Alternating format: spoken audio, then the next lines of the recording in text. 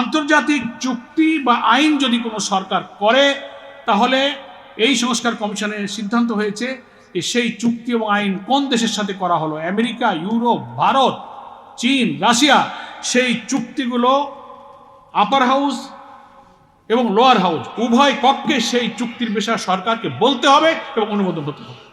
এখানে ওনারা note of dissent দিয়েছে। তার অর্থ কিছু গোপন চুক্তি ওনারা বন্ধুদের সাথে করবেন, দেশটাকে কি করে বিদেশের কাছে বিক্রি করে দেওয়া যায়। মাননীয় প্রধানমন্ত্রী একটা নতুন কথা বলছেন, যা প্রধানমন্ত্রীর মুখে শোভনীয় নয়। তিনি বলছেন যে বিরোধী দলকে দায়ী করছেন, যে বিরোধী দলের ঘাড়ে স্বৈরাচারের ভূত চেপেছে। শুনছেন না আপনারা? তো ভূত কাকে বলে? গ্রামে গঞ্জে আমরা ছোটবেলা থেকে ভূত একটা ভৌতিক শব্দ আমরা বুঝি, যে ভূতে ধরা মানে যে লোকটা ইমব্যালেন্সড হয়ে যায়, যে লোকটা হিতাহিত জ্ঞান হারিয়ে ফেলে, ভালো মন্দ কোনটা তা বোঝে না, ঠিক বেঠিক বিচারবোধ হারিয়ে ফেলে, যেখানে যা না তাই বলে তোরে ভূতে ধরেছে। অবশ্য উনি নিজের কথার ব্যাখ্যা দিয়েছেন, যে বিরোধী দলকে কেন ভূতে ধরেছে তার ব্যাখ্যা দিতে গিয়ে বগুড়ার জনসভায় গিয়ে উনি বললেন যে আমরা যে জুলাই সনদ স্বাক্ষর করেছি আমরা অক্ষরে অক্ষরে বাস্তবায়ন করব, কিন্তু বিরোধী দল এ ব্যাপারে জনগণকে ভুল বোঝাচ্ছে এবং বিভ্রান্ত করছে। আমি ওনার কথা পরীক্ষা নিরীক্ষা করে দেখলাম, আর জুলাই সনদে রাজনৈতিক দলগুলোর যে অঙ্গীকার এবং পর্যায়ক্রমে জুলাই সনদের 17 অক্টোবর আমরা স্বাক্ষর করলাম, তারপরে নভেম্বর মাসের 13 তারিখে প্রেসিডেন্সিয়াল অর্ডার হলো, তারপরে 12 তারিখে ভোট হলো। সব ধারাবাহিক কার্যক্রমে বিএনপি দেশের একটা বড় দল হিসেবে সব কার্যক্রমে কিন্তু শরীক ছিল। এখানে আমাদের নেতৃবৃন্দ বলেছে, ঐকমত্য কমিশন যে গঠন হলো, এটা তো আমরা সবাই জানি। 12ই ফেব্রুয়ারি 2025 ঐকমত্য কমিশন গঠন হলো এবং 15ই ফেব্রুয়ারি ঐকমত্য কমিশনের কাজ শুরু হলো। 166টি সুপারিশ সকল রাজনৈতিক দলের কাছে পাঠানো হয়েছিল, যে আপনার ব্যাপারে মত দেন, আমরা একমত হতে চাই। বাংলাদেশের কিছুটা constitutional reform, political reform, administrative রিফর্মের ব্যাপারে ওনারা দিলেন। 6টা কমিশনের ব্যাপারে সব পলিটিক্যাল পার্টিদের মতামত সরকারের কাছে দিল। সেটাকে মেলানোর জন্য 33টি রাজনৈতিক দল প্রায় 9 মাস 72টি বৈঠক করেছে এবং সব বৈঠকে বিএনপি কিন্তু ছিল। সেখানে আলোচনা করে 84টি সংস্কারের ব্যাপারে সবাই আমরা একমত হলাম। তার মধ্যে 47টি ছিল সাংবিধানিক সংস্কার। তারপরেই না 17ই অক্টোবরে দক্ষিণ প্লাজায় সংসদে একটা বিরাট সমাবেশের মাধ্যমে সেই সময়কার অন্তর্বর্তীকালীন সরকার প্রধানের উপস্থিতিতে আমরা সবাই ঐকমত্য কমিশনে যারা ছিলাম আমরা এই সংস্কারে স্বাক্ষর করলাম। আমি কিন্তু ব্যাখ্যা দিচ্ছি, জনগণকে ভূতে ধরে নাই, ভূত যে ধরেছে সরকারকে, এটা বোঝানোর জন্য আমি একটু পেছনে গেলাম, যাতে আমরা এবং আপনারা স্মরণ করতে পারি। সব জায়গায় আপনি থাকলেন এবং আপনি এখন যে কথা বলছেন, আপনার কথার তাল ঠিক নাই, এই কারণে আপনি বলছেন যে সব মানব। তো সব মানার অর্থ আপনাদের আইনমন্ত্রী এবং স্বরাষ্ট্রমন্ত্রীও বলছেন, সব মানার ব্যাখ্যা হলো ওনারা যে নোট অফ ডিসেন্টগুলো দিয়েছেন, কমপক্ষে 10টা সাংবিধানিক আইনি ব্যাপারে ওনারা আপত্তি করেছেন। ওনারা বলছেন যে আমরা যেগুলো মেনেছি সেইগুলো সব মানব। তাহলে এটিকে মানা হইল?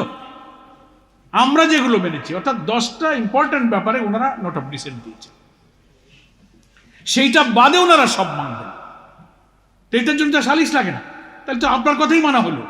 বাইরে এই নোট অফ ডিসেন্ট তো জামাত ইসলামীও দিয়েছে, অন্যান্য ইসলামী দলও দিয়েছে, অনেক ব্যাপারে বিভিন্ন দল কিন্তু নোট অফ ডিসেন্ট দিয়েছে।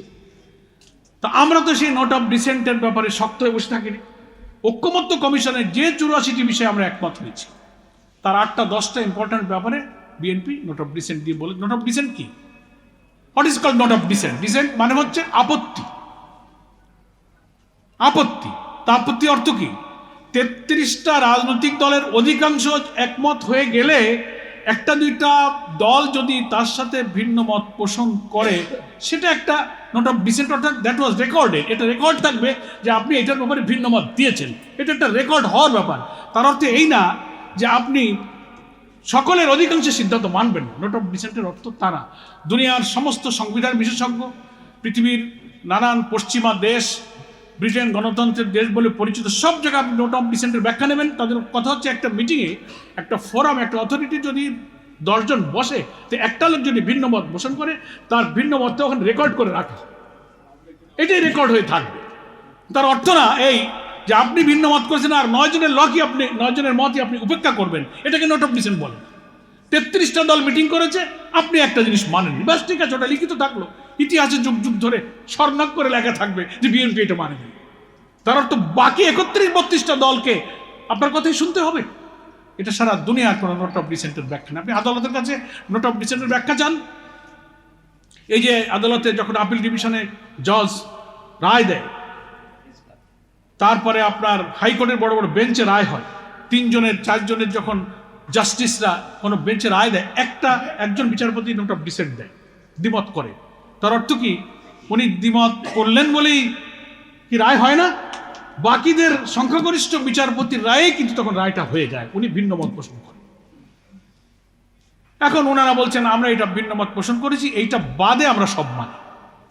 জনগণের কাছে ওনারা শুভঙ্করের ফাঁকি বলছে আমরা সব মানে বুঝা, তাহলে ওনারা জনগণকে বিভ্রান্ত করছেন, ভূত ওনাদের ধরেছে যে তাহলে জনগণ ভুল করতেছে।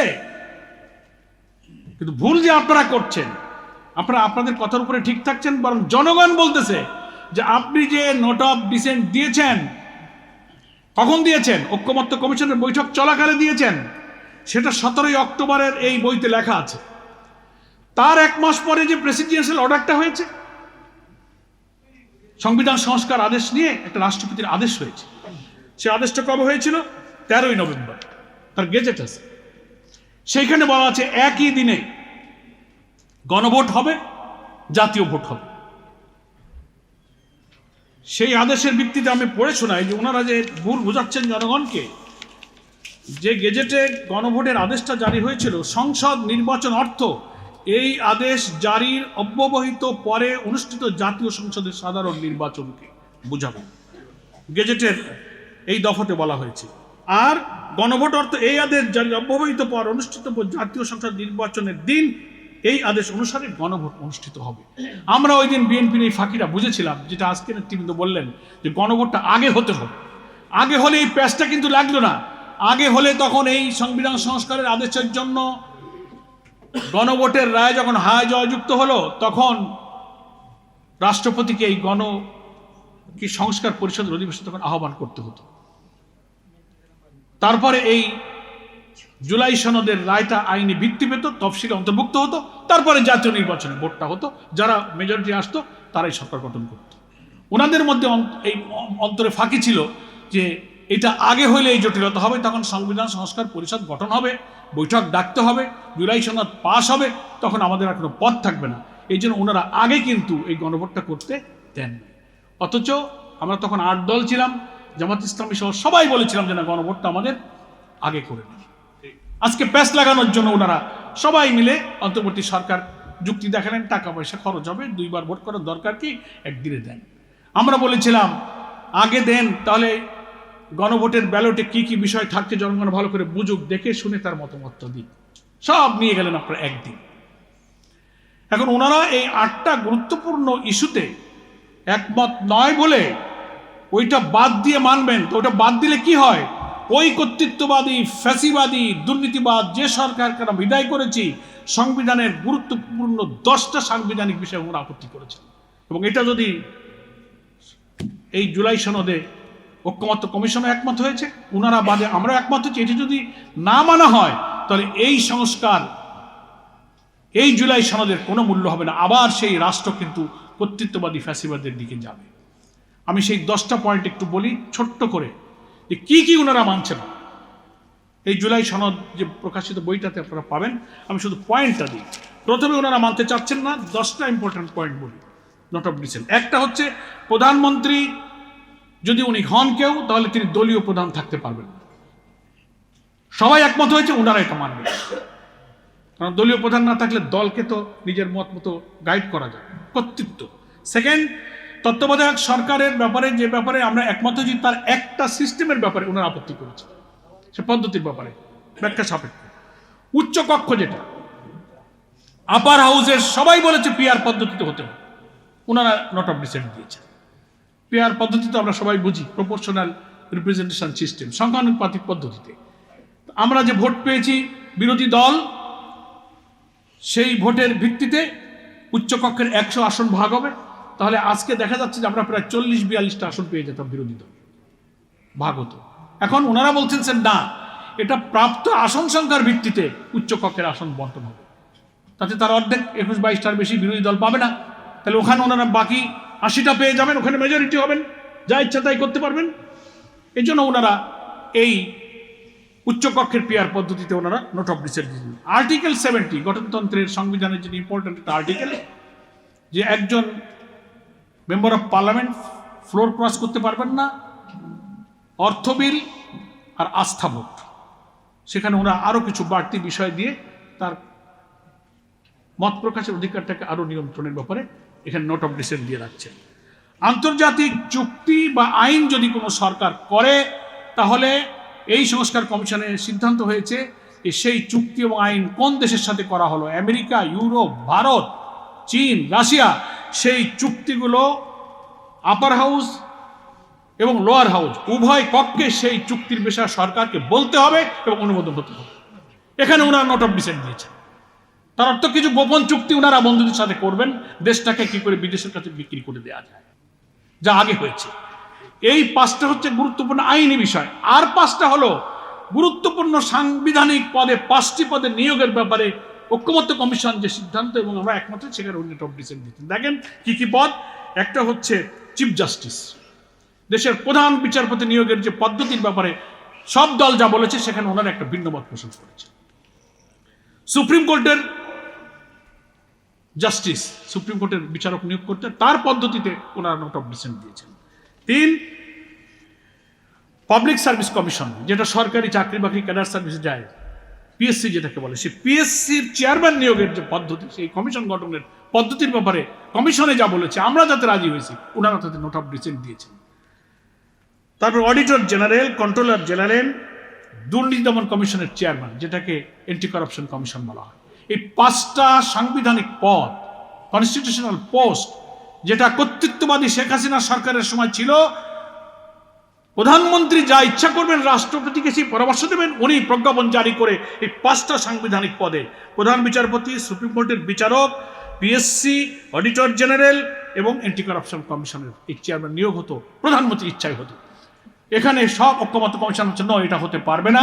এখানে সরকারি দল, বিরোধী দলের প্রতিনিধি থাকবে, জুডিশিয়ারি এবং অন্যান্য কর্মকর্তা মিলে ত্রিপক্ষীয় একটা অ্যাপয়েন্টিং অথরিটি হবে, তারা এখানে বেছে বেছে সার্চ কমিটি করে নিয়োগ দেবে। ওনারা এখানে নোট অফ ডিসেন্ট দিয়েছেন। তার অর্থ হলো কর্তৃত্ববাদী শাসক যখন অত্যাচারী হয়, দুর্নীতিবাজ হয়, দলীয়করণ করে, যে রাষ্ট্রীয় কাঠামোটা থাকলে ওনারা সেটি এখন রাখতে চাচ্ছে। ফাঁকিটা দেখছেন আপনি। আমি আর একটা জবাব চেয়েছি, মাননীয় স্বরাষ্ট্রমন্ত্রী, আইনমন্ত্রী যারা এটার পক্ষে বলেন, জবাব দেন। আপনারা তো হা ভোটে ভোট দিয়েছেন। 12 তারিখের ভোটে টেলিভিশনে দেখেছি প্রধানমন্ত্রী ভোট কেন্দ্রে যাচ্ছেন, আইনমন্ত্রী যাচ্ছেন, সবাই তো ভোট দিয়েছেন। উনি আবু সাইদ মুগ্ধর কবর জিয়ারত করতে গিয়ে বললেন হ্যাঁ জনগণকে হা ভোটে ভোট দিতে বললেন। তাহলে আমরা ধরে নিচ্ছি স্বাভাবিকভাবে যে ওনারা সবাই হা ভোটে ভোট দিয়েছেন। তাহলে হা ভোটে ভোট দেওয়ার অর্থ কি? এই গেজেটের মধ্যে হা ভোটের যে 4টি প্রশ্ন ব্যালটে এখানে আছে, সেই 4টি প্রশ্নে এই 84 সংস্কারের ব্যাপারে বলা আছে, সেখানে নোট অফ ডিসেন্ট নেই। নোট অফ ডিসেন্ট বাদে ব্যালট তৈরি হচ্ছে। তাহলে 5 কোটি মানুষ ভোট দিয়েছে যে ব্যালটে, সেখানে নোট অফ ডিসেন্ট গুলো বিএনপির কাছে ছিল, কাগজে লেখা আছে, কিন্তু গণভোটের ব্যালটে কোনো নোট অফ ডিসেন্ট ছিল না। পড়েন আপনি। তাহলে নোট অফ ডিসেন্ট ছাড়াই গণভোটের ব্যালটে বাংলাদেশের প্রধানমন্ত্রীও ভোট দিয়েছেন, আইনমন্ত্রী ভোট দিয়েছেন, স্বরাষ্ট্রমন্ত্রী ভোট দিয়েছেন। তাহলে হা ভোটে ভোট দেওয়ার অর্থ হলো আপনি 84টি সংস্কার মেনে নিয়েছেন। হা ভোটে ভোট দেওয়ার অর্থ হলো 47টি সংস্কার আপনি মেনে নিয়েছেন। সেটা আপনি জনগণকে বলছেন না। আমি বলেছি যে যদি আপনি তার না ভোটে ভোট দিয়ে থাকেন, তাহলে পার্লামেন্টে এসে বলুন যে না গণভোটে আমি হা ভোটে ভোট দেইনি, আমি নাতে ভোট দিয়েছি, বলুন। তাহলে আমরা এই কথা বলবো না যে আপনি দ্বিচারিতা করেননি, আপনি প্রতারণা করেননি, তা আমরা বলবো। কিন্তু আপনি ওখানে হাতে ভোট দেবেন, আর এখানে এসে 10টা নোট অফ ডিসেন্টের উপরে শক্ত থাকবেন। আপনি 5টা সাংবিধানিক সংস্কার মানবেন না, আপনি এই সমস্ত আইন মানবেন না। জনগণকে আপনি এটা গোপন রেখে বলতেছেন আমি অক্ষরে অক্ষরে মানব। তাহলে ভূত কার ঘাড়ে? ভূত সরকারের ঘাড়ে। ফলে অহেতুক বিরোধী দলের উপর ভূত চাপিয়ে দিয়েছে, এই কথাটা বলাটা অনুচিত হচ্ছে। সারা দেশে বিএনপি পার্লামেন্টে যত ভোট পেয়েছে টোটাল করলে প্রায় 3 কোটির মতো ভোট হবে ওনাদের টোটাল। আর গণভোটে কত ভোট হয়েছে? 5 কোটি। তাহলে 5 কোটির আর 3 কোটি, 3 কোটির কাছে কি 5 কোটি পরাজিত হবে?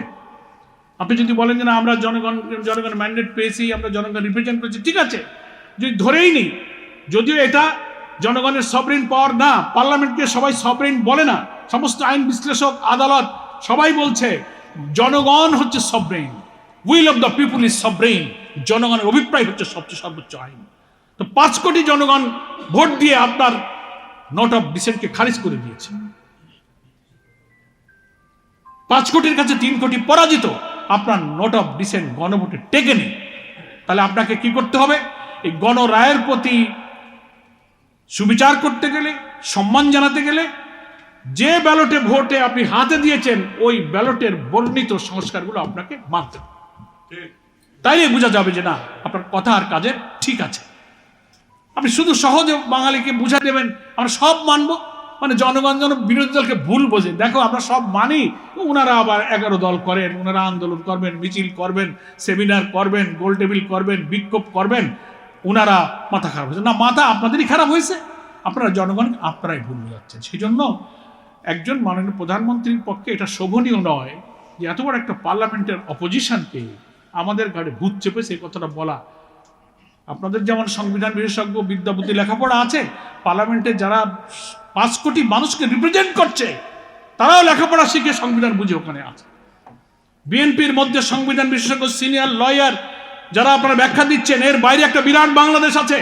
বাংলাদেশের বড় বড় সংবিধান বিশেষজ্ঞ, সিনিয়র লয়ার, রাজনৈতিক বিশ্লেষক গোল টেবিল করছে, আলোচনা করছে, মতামত দিচ্ছে, পত্র পত্রিকা ইন্টারভিউ দিচ্ছে। পড়েন, নোট অফ ডিসেন্টের ব্যাখ্যা পড়েন।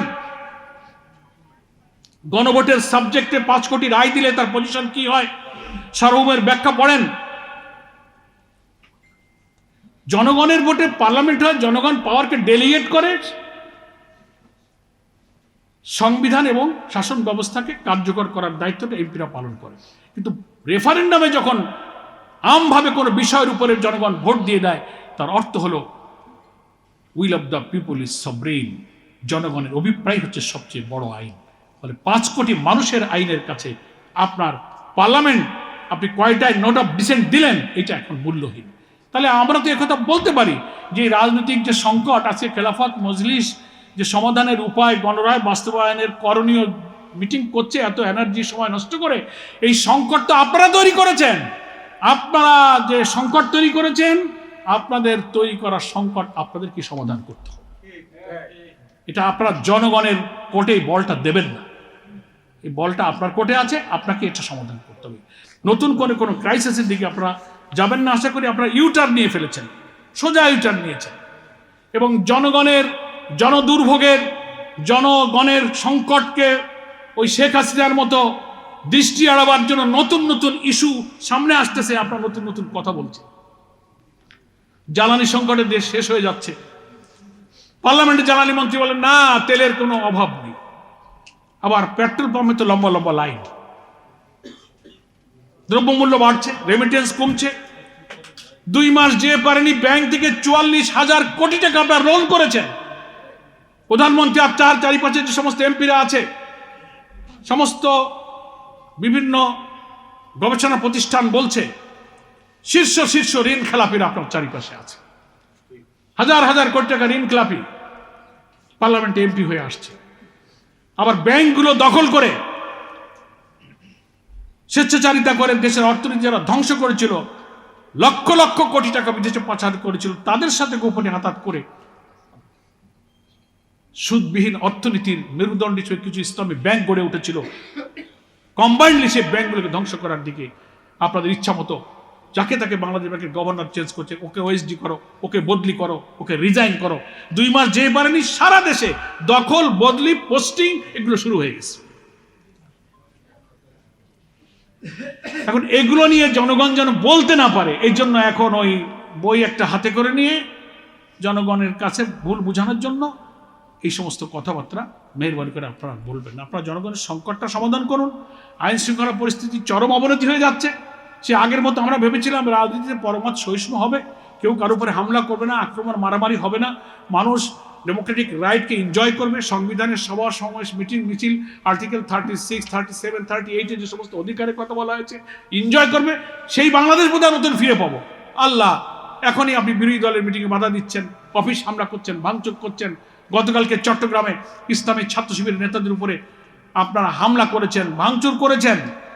শিবিরের এক নেতার পায়ের রক কাটা বলেন, শিবির কাটে, পত্রিকায় ছবি আসছে, তার পায়ের রক আপনারা কেটে দিয়েছেন।